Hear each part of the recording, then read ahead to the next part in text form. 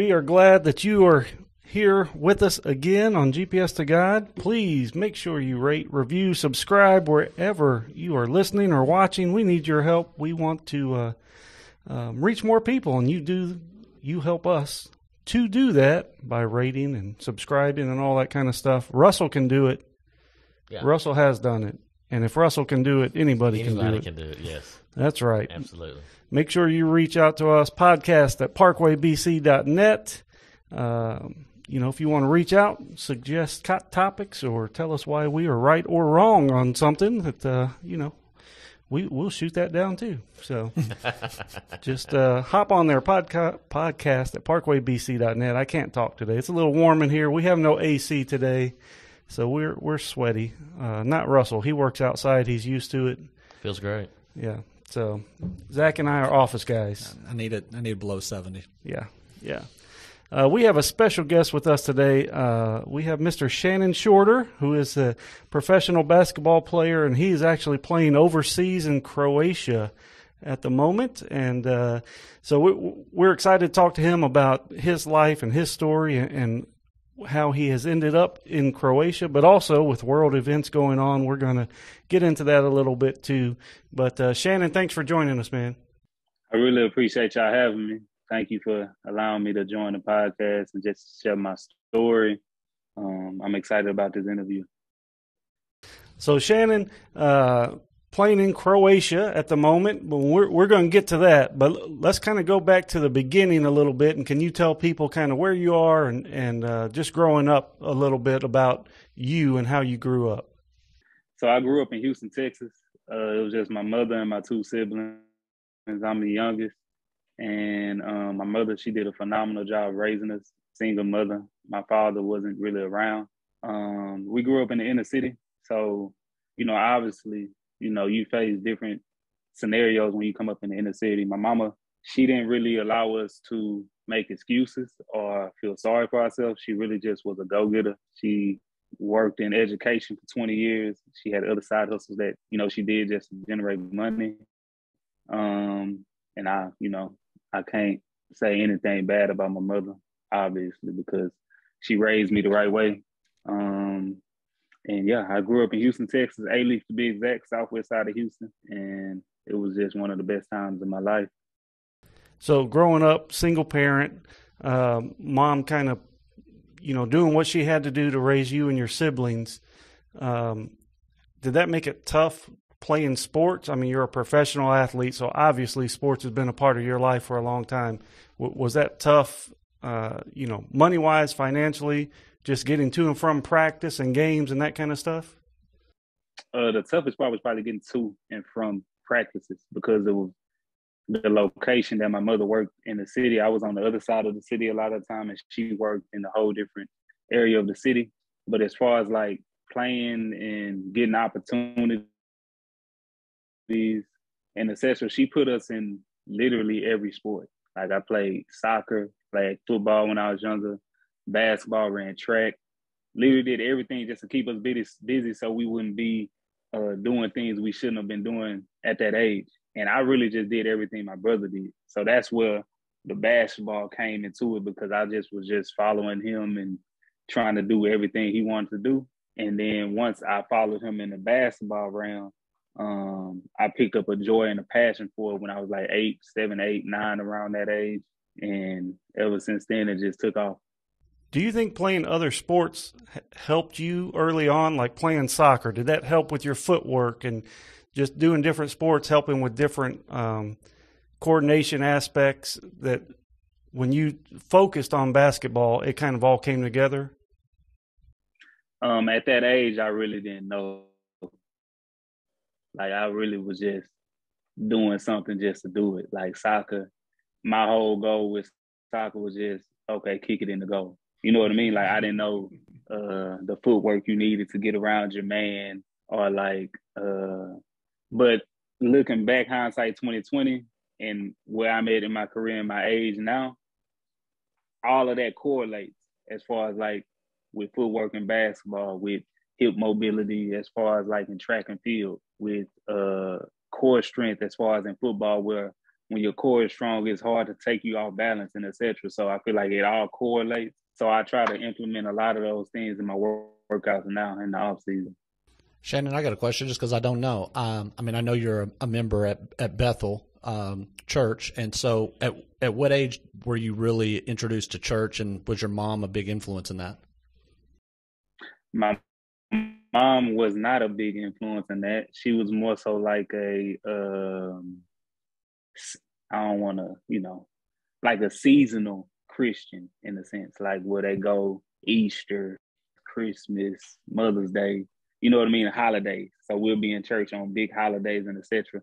The person who really introduced me to it was my sister, though.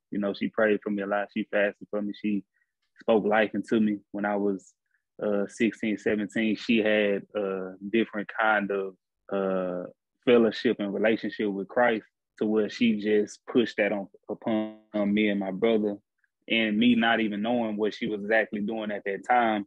So when I got older in college, that's when I really started taking it more serious. I had some teammates that took me to Bible studies and etc. And it just really built my heart and built me up in a way to be more of an image of the gospel and of Christ. And so that's kind of a good segue in there. So talk to me about like where you went to college and transfer and start, any of that you want to talk about. Well, let's start with high school first. Let's start with high school first. Okay. Were you highly recruited coming out of high school? Were you a big star in Houston or Shannon's a big star everywhere. Well, of course, but I wouldn't know. Seriously, I was a big star in Houston, but not on like the national scale. So I was like city known, state of Texas, Houston, but like nationally, probably the highest offer I had was from Texas A&M. You know what I mean? Like I didn't have the North Carolinas, the Dukes, the UCLA. I didn't have none of those types of schools, And so I was known. I did have a lot of scholarships coming out of high school, but I ended up going to A&M Corpus Christi, and I do feel like that was probably a decision I shouldn't have made, because I was influenced by outside people other than going with what I felt in my heart. So I was young at the time. My mother, my AAU coach, who was like a father figure to me, Keith White, we went on an unofficial visit to A&M Corpus Christi, and at the time, this is my senior year, the spring of 2007. And at the time, I wanted to go to Wichita State. Like I had an offer, all that. I took an official visit, etc.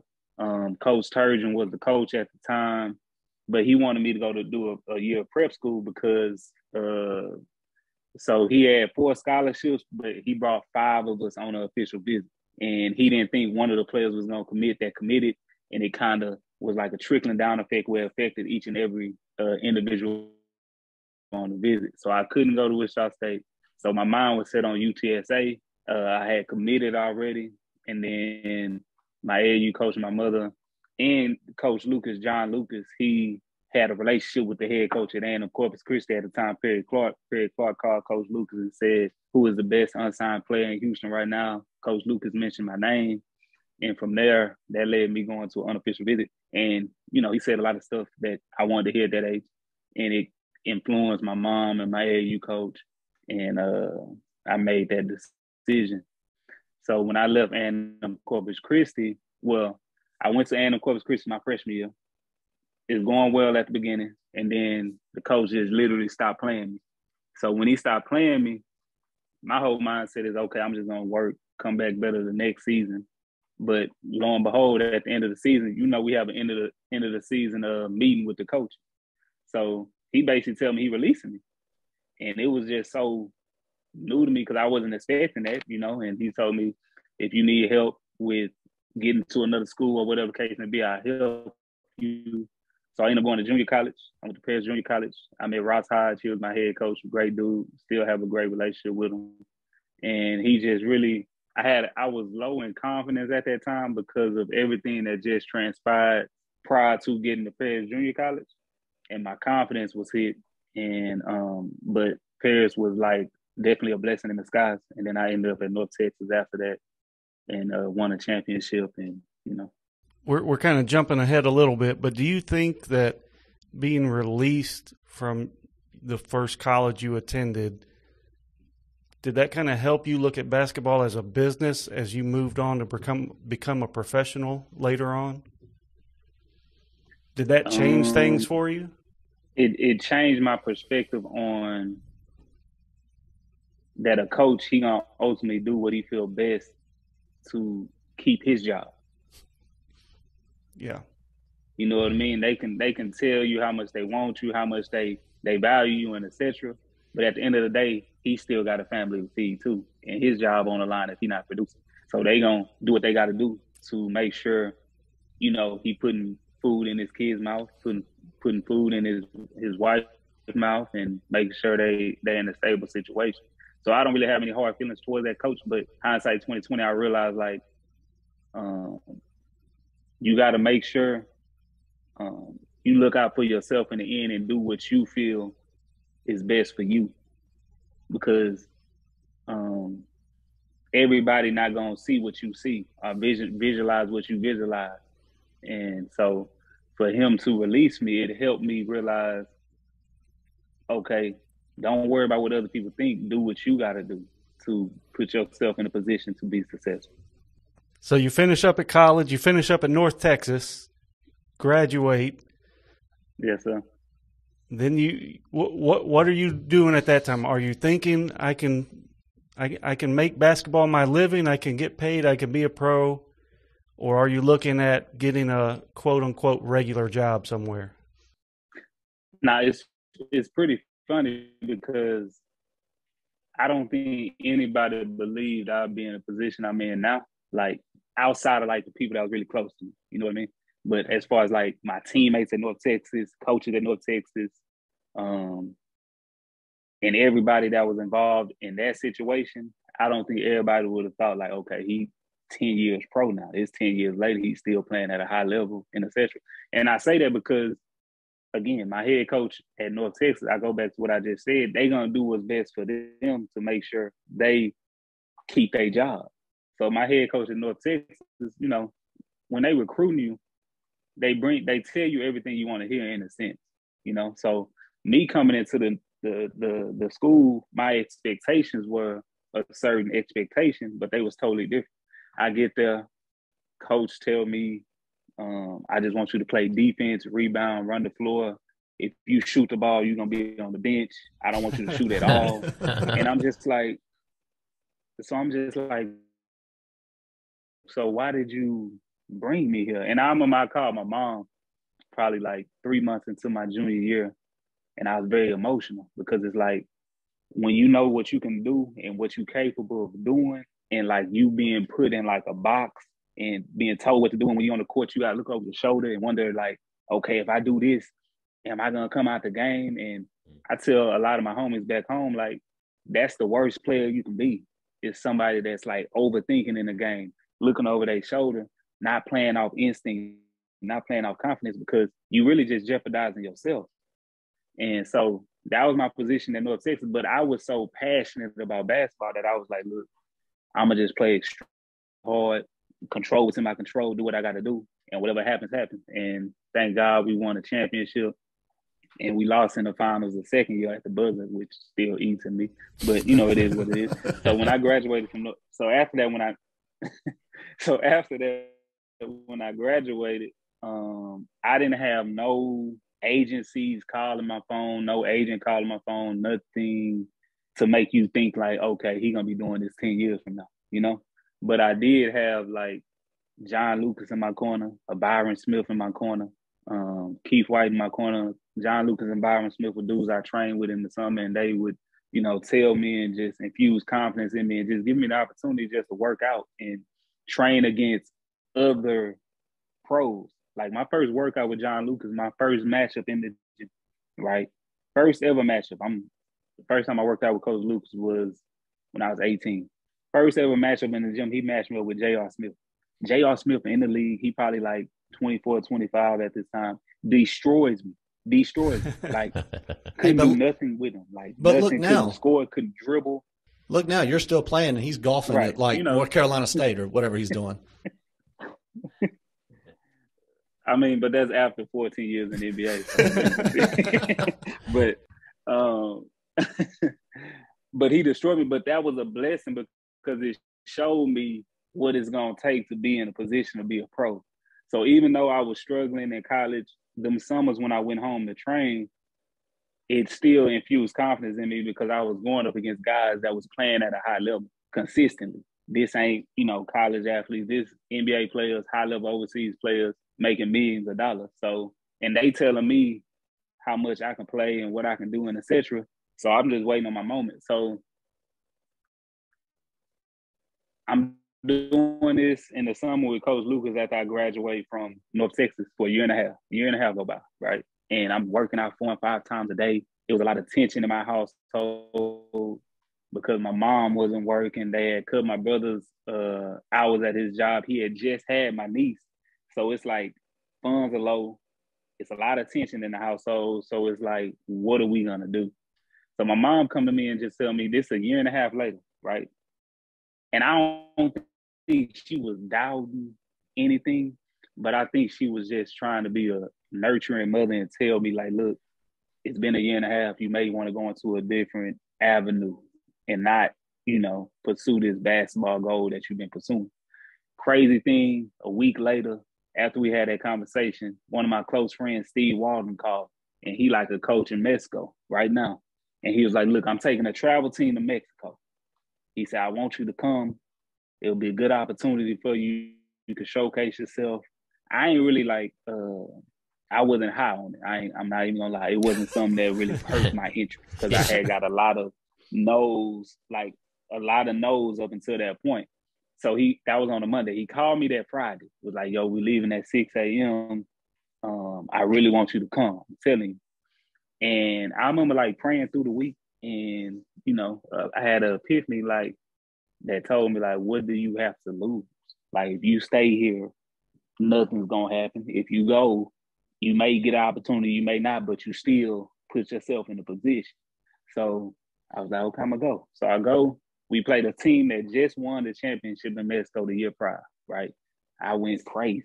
This a year and a half later. So I got a lot of built up animosity, frustration. Shannon's coming all out. Ready to be unleashed. You know what I mean? Ready to be unleashed. And went crazy on the team. Had 35 points. They paused the game in the fourth quarter. GM come up to me right after, take my information, my name, email, phone number. He was like, okay, I'm going to call you. I got some few teams that, should be interested. I'm going to call you. I ain't think much of it. I'm like, okay, it is what it is. I drive back to Houston. Granted, we drove to Mexico. We drove 8 hours to the border, McAllen. So, you know what I mean? So, no private I get back jets to here. Houston 3 days later. Nah, not at all. So I don't mind taking long trips, as you can see. But so I get back to Houston 3 days later, the GM called me. GM called me 3 days later and basically tells me, I found a team for you. When can you leave? And I tell him ASAP, and I didn't hear from him for a few days. So that next week, is this a GM Is this a GM in Mexico? Yes, the GM of the team we had just played. I guess he had connections with other teams and just told them about me. And, so the next week I call him on a Thursday and I say, hey, I still haven't heard anything. What's going on? He's like, man, I was just about to call you. You leave tomorrow morning at 5:30 a.m. I'm like, what? I'm emailing you the ticket now. I'm like, okay, it's 11. It's 11 o'clock at night at this time. Seriously. So I tell my mom, she don't believe me. She really don't believe me. I go in my room, start packing, and she walk in the room and like, oh, you really leave? I say, yeah, mama, we on now. This the opportunity we needed. She takes me to the airport, she boohoo crying. I get to Mexico, right? Sign with a team, sign for $3,000, right?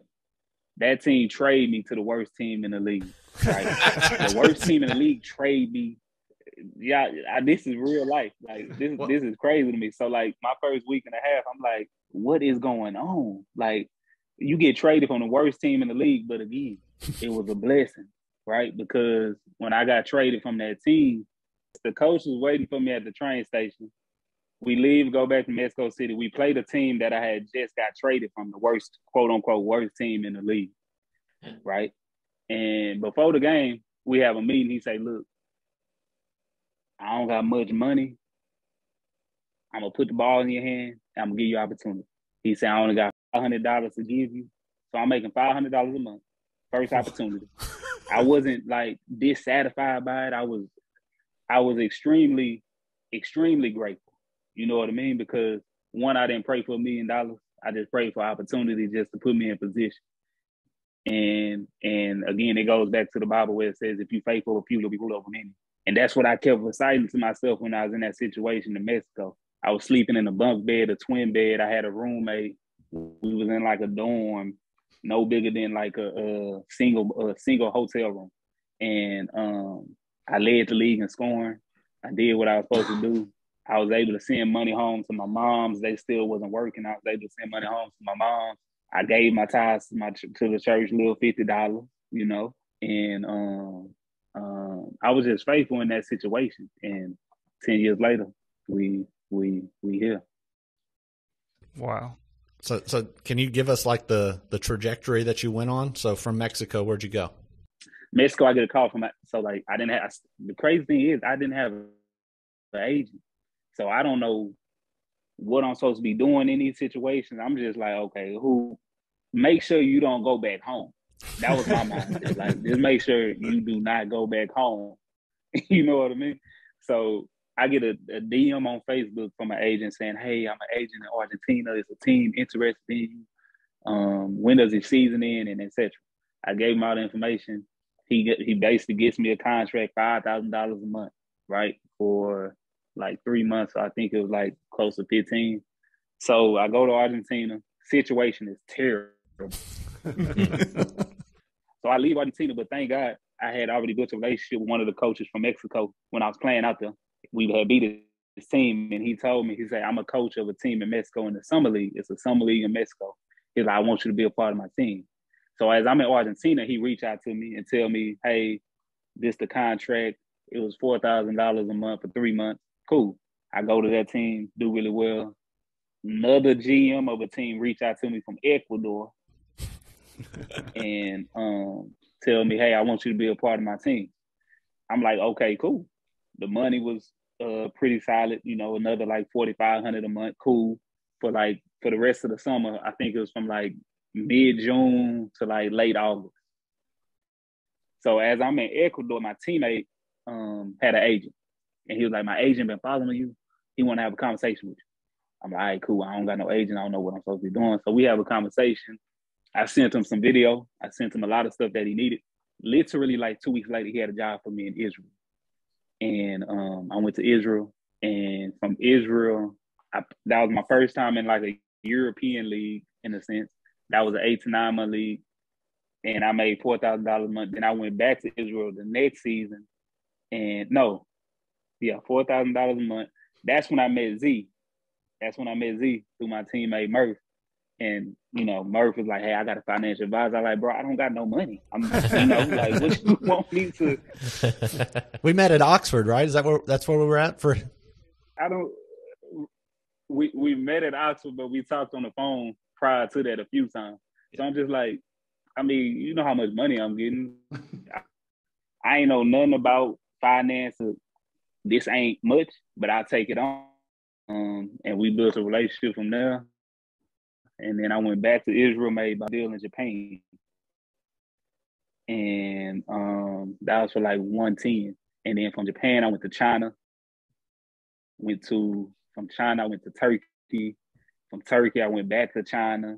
Then I went to Australia. Then I went to Lebanon. Then I went to South Korea for 2 years. Then I went to Greece. After Greece, I went back to Turkey, I think. And now I'm in Croatia. I feel like I'm missing out on a few countries in there, though.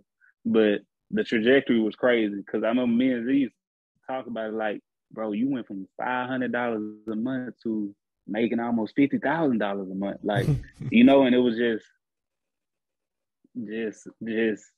all God, you know, put you in a position and No, I was just going to say, you know, a lot of people don't think about basketball outside of the NBA or maybe Euro League, Euro Cup. It's foreign to know that there's leagues in Mexico, Argentina, just all the places that you named, and think about the path that you were on to get there is incredible. So like when I started in Mexico, I didn't know what was coming after that. I didn't know. All I knew was like, look, make sure you take advantage of this opportunity. Like, you may not get another one, but you can go back and say, when I got my pro opportunity, I killed it. And from there, I just, that's what I tell a lot of my friends back in the city is just, when the opportunity comes, you gotta relish that. Like, you can't think you gonna get another one. Like, this a business. Like, they don't, like, in Europe, it's very cutthroat. Asia is very cutthroat. If they feel like you're not producing, they will send you home. And if they send you home, you're not gonna get all your money. And you may not know when you're gonna get another opportunity. So you really gotta lock in on each opportunity and be grateful and not just think, oh, it's just basketball. It's just a little hobby. Like, no, like, it's millions of people that want that one opportunity. And you one of the people that got that opportunity.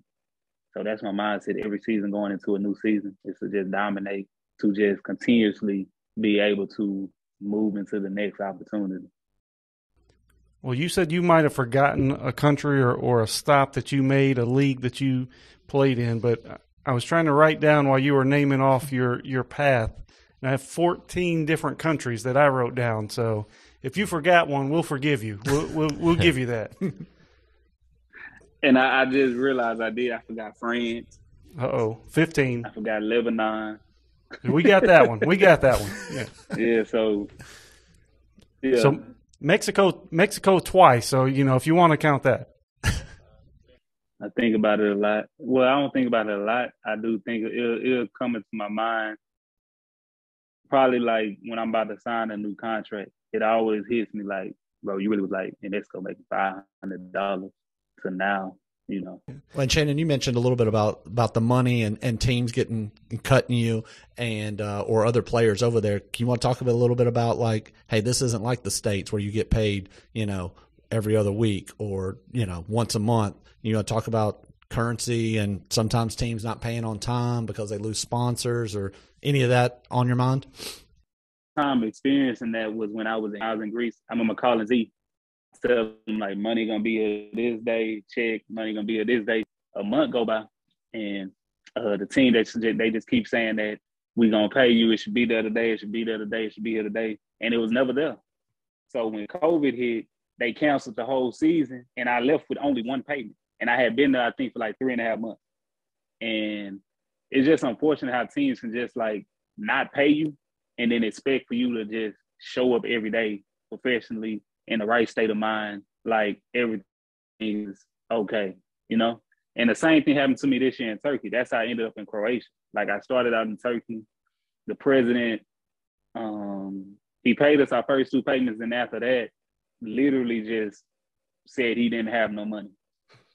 And I'm like, so how did you sign? Like, you got to show something to the federation to make sure you got money on the books and et cetera. I'm not understanding.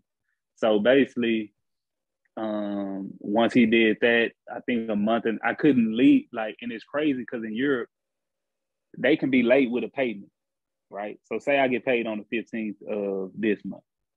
And if I can't leave the team until a month later. So I had to sit there and wait for them to just basically see if they're going to be able to come up with the money.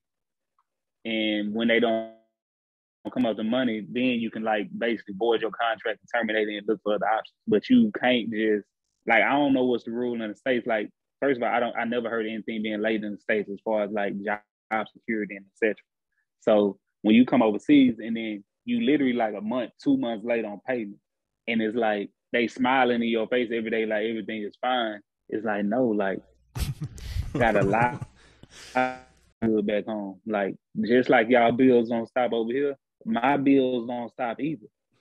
And it's just wild how they can get away with literally like robbery. And then if you take them to court, that's a whole year process just to get the money that they owe you and lawyer fees and et cetera. So it's just a lot to go into it that can be mentally draining.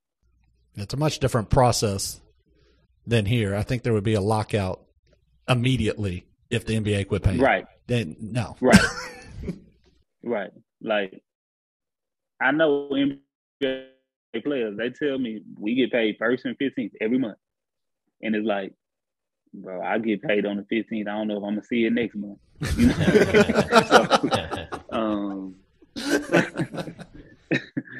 So I mean, you just hope you get in the right situation. I mean, I thank God I haven't been in those situations many times, but I know guys that's been in those situations almost every year where it's like they missing out on payments. They don't know if they're gonna get their payments, and it's very unfortunate. Shannon, I got a question for you. I played basketball in high school, and I got in the zone twice in my life. And for people, a lot of people that don't know what that means when you shoot, it's going in. It's like you can't miss. And so I've always wanted to ask a professional basketball player this: how often do you get in the zone? Is that a weekly thing? Can you tell a story about a time where you just could not miss a shot? He was not in the zone against J.R. Smith. Absolutely not. I was terrified actually. But I'm not even gonna like try to make this sound, cocky, I guess, understand. No, brag I on feel like I'm in the zone every game. Brag on yourself every game. Every game, like seriously, like I feel like I go through runs in a game where I'll pull off 8 to 10 straight points. But probably the game that probably stick out the most to me, it was a playoff game in China. Probably when was the last time I was in China? 4 or 5 years ago. And so I was mad at the president of the team because in China you get 2 Americans per team.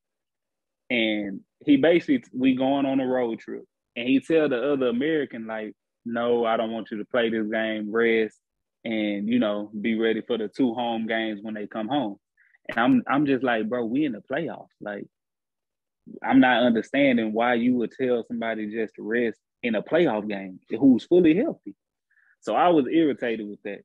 I'm like frustrated, like, bro, like, how we gonna win this game?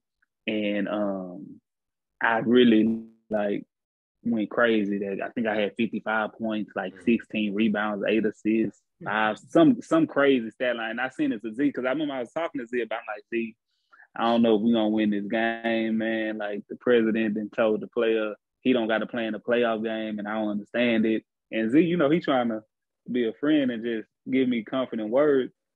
And I'm like, all right, Z, I got you. I kind of brushed it to the side. But after the game, when I text him, he FaceTimed me.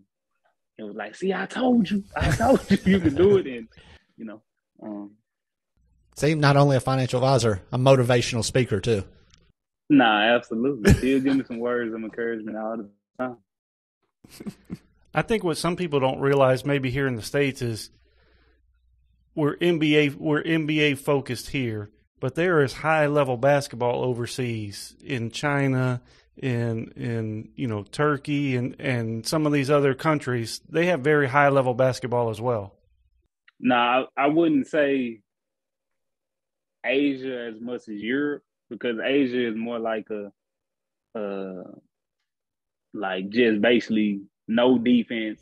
Fill it up. How many points can you score for me? You know what I mean? But as far as in Europe, very high level basketball. I feel like you really got to know how to play the game. You got to actually think the game. You got to actually have some kind of IQ for the game. You got to be an efficient player. You got to know the ins and outs of the game as far as, like, okay, being at the nail on defense, I'm making the right pocket pass, I'm seeing the right read off the pick and roll. It's so much that goes into a game in Europe because coaches, and then the rules in the NBA and Europe are different too. So, it's a lot more space in the NBA as far as in Europe. The paint is more clogged up, and you really gotta find ways to be effective. What about a language barrier? Has that been a big hurdle to overcome with all your travel, or are there translators everywhere you go, or do the coaches speak English? What about language barriers? Well, in Asia, you definitely have a translator everywhere you go. South Korea, Japan, China, it's a translator with you literally everywhere. In Europe, it's a little bit more different because I think English has been a lot of these countries like second language that they learn. So, some teams have like guys that can speak fluent English, like a domestic player. So he'll be able to assist you in that matter. But as far as like a translator, Europe is kind of foreign in between. Shannon, talk to me about the best food you eat. What country would you say that you enjoyed the most because of the food? The food. That's a good question. I would say Israel and Australia. Okay. Would not have guessed Israel. Yeah. I knew it wasn't going to be China. No, man. I was in Burger King and rice and chicken every day. Every day. So what was Australia? Did you have like weird stuff down there? Were you eating ostrich and crazy stuff or what? Nah, it's actually very Americanized. Like very Americanized. So it wasn't no different from like I'm eating at home, So that's one of the reasons why I chose Australia, because just the comfortableness I had, it's very Americanized. They speak fluent English. One thing I didn't know about Australia was that it's pretty racist. And it's not to like the American basketball players, like they treat us a little differently, obviously, but Aboriginals are in Australia. And so I seen a few in my city, and just seeing how they treated them was like, so I did a little research and I was like, oh, wow. So y'all came in and just took their land and made it kind of colonialized it and made it more so seem like it was y'all land. And so, I just did a little research and understood why they treat them the way they do. Look at this, Shannon the historian. I like to read a little bit, So the reason I was asking you about crazy food in Australia is we told a story about I had some ostrich that I had eaten overseas at this place. We talked about some other crazy things we had eaten, and my man Zach here sent us some ostrich burgers and some kangaroo burgers. So we grilled that up at the house and had a little taste test, and it was all right. We ate it. Even the picky people, we tried. When I say we ate it, we all took like one bite. We cut one burger up into like 7 pieces. But I never try food that like I never tried in the States. So if I never tried ostrich, kangaroo, octopus, shark tongue, like those kind of, no, I'm not. Like, no. No, I just can't do it. I have several Asian friends who eat what I consider to be crazy food here in America. So I would have trouble, I think, with some of the delicacies of Asian food, Asian cuisine. When it gets to exotic fish parts and stuff like that, I got to tap out on that one. That's a hard pass. Yeah. I remember last year in Japan, I went to eat with my coach. And, we went to the meat restaurant, and they had a variety of meats. And I think one of the meats was like pig tongue or something like that. And he wanted me to try it. And I was like, I'll pass. You can have mine, actually. Smart man. I was just like, nah, I'm cool. They eat anything in Asia, though. It's weird. Like, anything can be food. Anything that's a great one. Anything can be food. That's right. Let's talk a little bit about, you're in Croatia now. We've heard, all the different places that you've been. What about keeping up with your faith in Croatia? So Croatia is labeled a Christian nation, but it's mostly Catholic. Mm-hmm. So how is it there specifically, since that's where you are now, but in all your travels, keeping up with your faith, going through those trials and just being away from home? Right. So I just always, I'm big on routine, you know, and one of my routines is when I wake up in the morning, obviously I thank God, get down on my knees, thank God. But after that, like I don't understand how people can wake up and the first thing you do is just scroll on your phone. You know what I mean? Like, so like the first thing I do is play some gospel songs that I like. I read about an hour the Bible, and once I do that, I get started and just put me in the right mental space of just what's to come. And then obviously I stream Bible studies back home from my pastor, and I watch the sermons over the weekend on Sundays. And I like listening to a lot of podcasts as well to just keep me uplifted. So yeah, I'm just big on routine. Yeah, you got a new podcast to add to the mix now. Yeah, I'm definitely gonna be tuned in. Well, you started to mention that you're married married to your wife Ryan. Can you talk about how that's impacted your life while she spends time there with you, but then also back in Houston, and how y'all have made that work? My wife is very. Be careful. She has a lot of intellect, and she's I know. She has a lot of intellect, and she's very mindful of a lot of situations, and she educates herself on a lot of things. And just getting married last August and then coming into this year after marriage, the plan was for her to, you know, come with me, be with each other for the year in the first year of marriage, because obviously the first year of marriage is most important, because that's when you build foundational pieces, you build trust, you continuously learn one another, the nuances of each other. I mean, I hear people all the time say, like, you can be with somebody for so long, but when you get married, it's like some you still don't know. You know what I mean? And I learn something every day. And so for her to be here with me is amazing. Is very I'm grateful for this time, because it gives us a lot of it gives us a lot of quality time together, to where we can just spend time alone with each other, away from our families in Houston when we get pulled in a lot of directions. And I'm grateful to my wife also, because she paused her career in education to come out here with me, made that sacrifice, and for the benefit of the marriage. And I think it's going to help us in the long run for sure. So obviously, we all know what's going on in the world right now with the Russian invasion of Ukraine, and you are in Croatia. Croatia is pretty close to what's going on in the world. I knew this stat; I didn't have to look it up. So Croatia is about 800 miles flight, straight line from Ukraine. So for us here, that Nashville to New York City is about 800 miles. Just they're both a little less.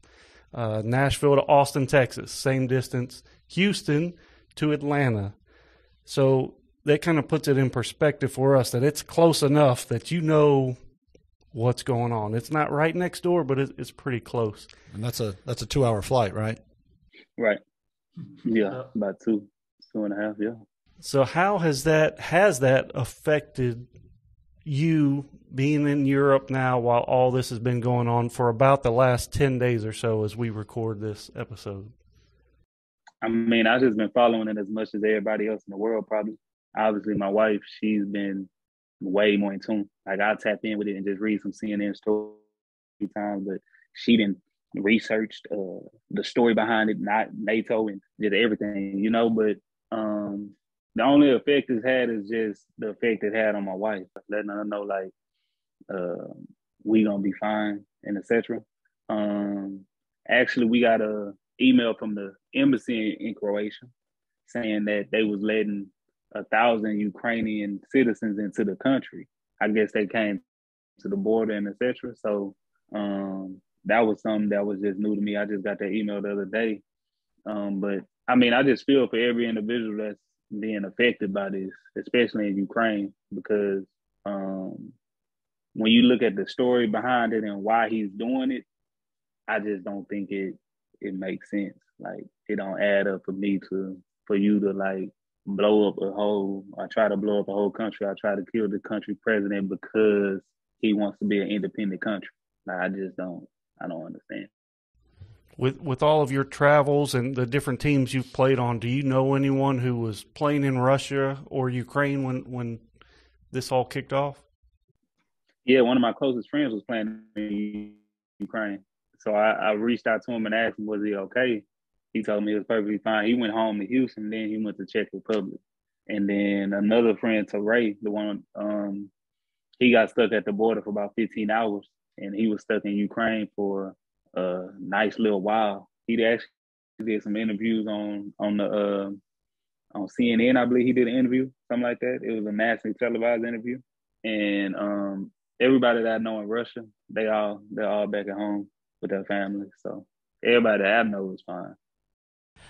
Shannon, I just want to just tell you just how much I've enjoyed hearing your story, and I can the thing that keeps coming to my mind is just your determination. You haven't given up.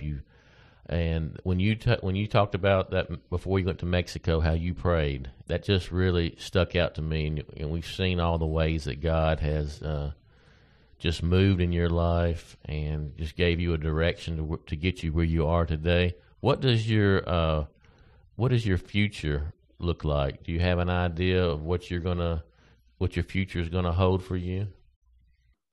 Yeah, I talked to Z about this a lot, actually. And so one of my goals is to own a gym in my city, and I'm kind of like in the process of accomplishing that. But another goal, as far as like after basketball, is I want to be an ESPN analyst. I went to college for communication. I'm actually doing an internship this summer with a sports station just to build some kind of resume in a sense and just learn the ropes of that industry, because I've never been in it, but I do love to talk sports, debate, like a Stephen A. Smith. Like, I really enjoy that, and that's like my next goal. That's my next vision for sure. Russell, that was a layup for you. You can ask him right now, Jordan or LeBron. Well, I was going to, but I didn't know if we want to get into that. I have an idea who he's going to say, so I think we're all good. He's a little bit younger than me. So which one is it? Which one is it, Shannon? The GOAT, Jordan. That's easy. Thank you. That's easy. There's no debate for me. Right. I don't think that's where Russell thought you were going.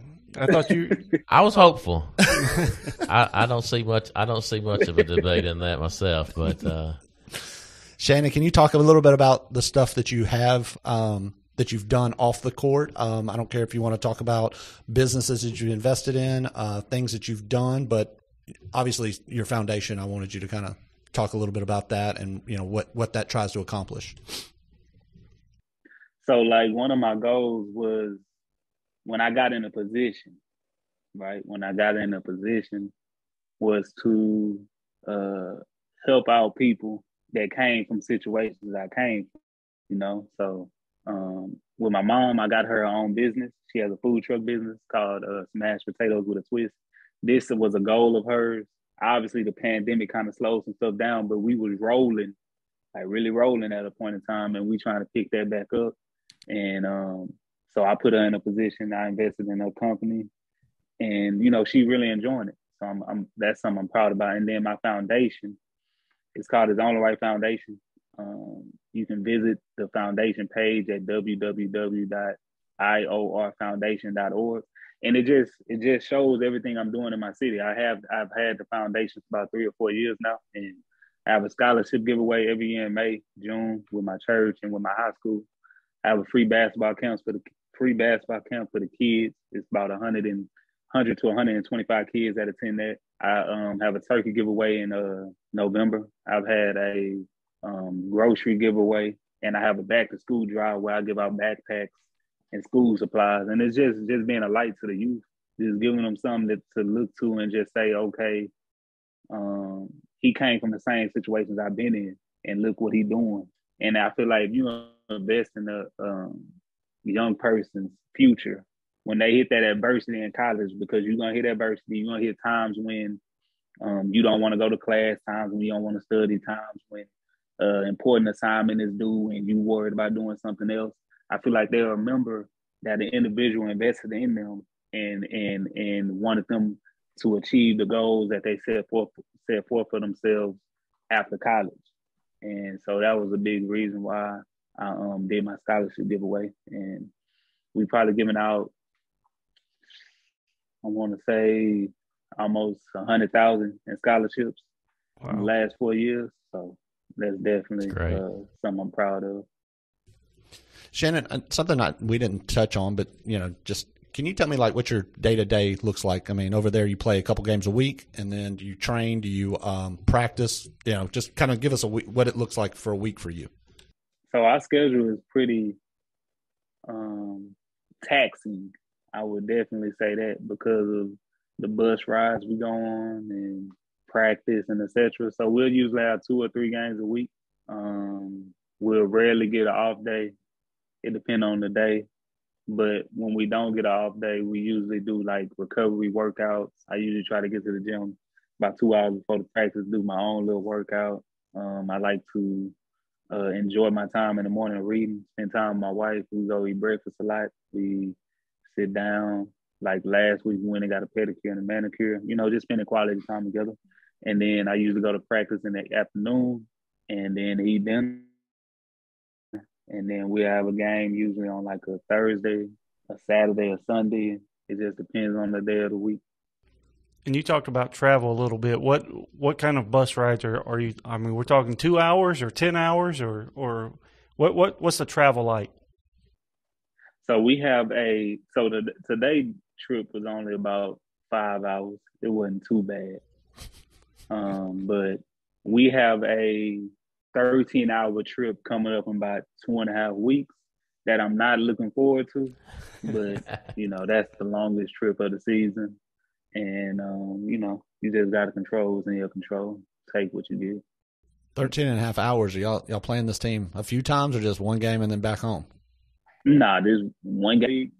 And the ABA League is against other European teams in like near like the Adriatic Sea, like Serbian teams, Montenegro teams, Croatian teams. I'm missing a country. I know I am. Well, that's something different than here, right? Because like over there, you play in multiple leagues. You can play in Euro League, you play Euro Cup, the Adriatic League, and over here it's just the NBA, right? And so that's something different that most people probably don't know. I mean, it's a good opportunity just to experience a lot of different cultures when you're overseas and just see the different nuances of basketball. That's what I really enjoy, just to see the skill set of different players from different countries. So when you're traveling on these 13-hour bus rides, is this like a nice bus with TVs and couches and lounge chairs, or we like on a modified school bus? No, it's a charter bus. It's not like a modified school bus. It's a charter bus, but we definitely don't have no couch. We do get our own row though. And I think it's TVs on the bus. Everybody's got phone now. I don't guess you need the TVs, but right. Everybody does for sure. When this league right now, you're planning, obviously are planning to be there through the championship. So coming home sometime in June? Yeah, that's the plan. Get to the championship, give us an opportunity. I think the final is the first game of the finals is the first week of June. So that'll probably last about 10 days, and then I'll probably be home after that. So you're talking come home in June, mid-June, run a camp sometime in July, and then flip it back around and be back overseas in August. Right. Yeah, that's the plan. I was saying this year 10 for me, and I told my wife before the season, after the season, I'll take a 2-week break and just analyze everything and just see where I'm at, see how I feel, and go from there. Because I feel like once you get married, it's not just a you decision, but it's like a we decision, So do you already have a contract for next year, or do you know are you going back to Croatia, or is that still up in the air? Actually, my Croatian team, they've been talking to me, but like I told them, it's always going to be about the situation, the finances, and etc. But I should have some really good opportunities coming this season just off what I'm doing right now. From talking to my agent, he's been in my ear a lot telling me, your name buzzing and accessories. So, we'll see. I'm usually signed by like July, early August. And then I'm usually out probably at the end of August, early September. You want to shout out to yourself of like what your stat line is this year? Well, I'm actually leading the league in scoring in the ABA, in the Adriatic League. So that's pretty good. It's great. I was waiting in for the that. Croatian League, I don't really play as many minutes, but so yeah, I mean, we just gotta get a few more wins, and we probably won't make the playoffs, but if we can just end that season on a high note, that'll be good for sure. But yeah, the whole multiple league thing is confusing. It's a little weird, but I'm glad you're doing well. So, thank you. Hey, Shannon, man, thanks so much for joining us. We know it's huge time difference. You're up in the middle of the night just to make this happen, and even though you just got off a bus, but we won't tell everyone else that. But man, thanks for coming on. Thanks for helping us expand. This is our first international interview, fellas. We have a lot of people who listen overseas to this podcast, but this is the first time going outside the. That's what technology allows you to do, right? Technology is great. So thanks for coming. Make sure that you support Shannon and his mother, Smashed Potatoes with a Twist. If you want to check out that food truck, if you're in the Houston area, if you pay enough, they might drive to where you are. So, check that out. His foundation, it's Only Right Foundation, and that's IORfoundation.org. You can check Shannon out on Instagram, officialshan12_, or just, hit the little search bar, Shannon Shorter. He'll pop up. You click on him, give him a follow, and see some cool stuff from different places. So, Shannon, man, thanks so much again. We finish every episode with a Bible verse, and we're going to go back to what you referenced a little earlier. This is Luke 16, verse 10. One who is faithful in a very little is also faithful in much, and one who is dishonest in a very little is also dishonest in much. So you are a great example of how, God kind of trusted you with $300 in Mexico, and you've turned that into a 10-year career, and you're blessing many, many people through that. And we're just happy again to have you on, and happy for the example, and we pray that God would just continue to bless you so you can pass that along to other people. Man, I really appreciate it. Thank y'all for having me. Thank y'all for allowing me to share my story, share my foundation information, share the story about my mother and her business. I just want to say I really appreciate y'all. Thank you. Well, we appreciate it too, and when you win that championship and get back to the States, man, stop on by and we'll do this thing in person. And there we go. We'll show you a good time around here. It's long overdue. I need it. I appreciate you taking the time. I know how busy you are. And again, I appreciate you and the inspiration you are to the young people in Houston, and hopefully the people that tune into this podcast that hearing your story will impact their life. Thank y'all, man. Really appreciate you. All right. Well, that'll do it. Thank you for listening to GPS to God. Make sure you reach out to us, podcast at parkwaybc.net, and we will see you again next week. We hope you're enjoying GPS to God. Rate, review, and subscribe across every platform you use. Help us spread the word by telling your friends and family to watch, listen, and subscribe.